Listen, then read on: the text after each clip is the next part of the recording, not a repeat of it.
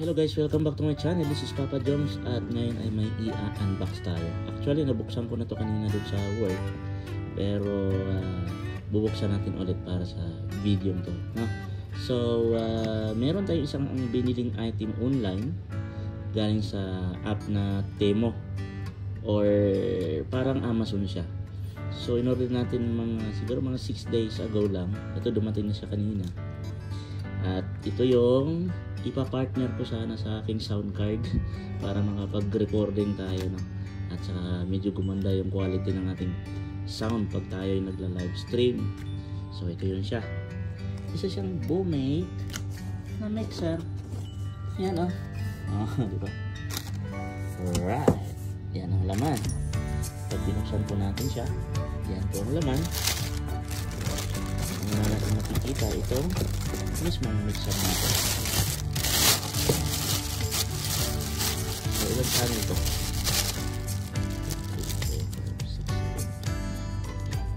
So, 12 channel siya. Okay? Ang kanyang brand ay Boomate. So, ito yung laman na ating box pag binuksan po natin. Ito yung charger nya. Adapter. Okay? Hindi pala charger to. Ito yung ano nya, yung anong tawag nito? Basta alam niyo na to. Ayan. Tapos meron pa siyang kasamang nito.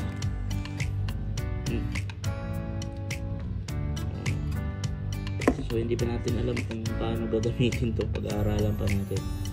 Ayan siya. Tapos natatanggal sila niya. Teka. Hirap ng... Ayan. Ito yung kasama niya.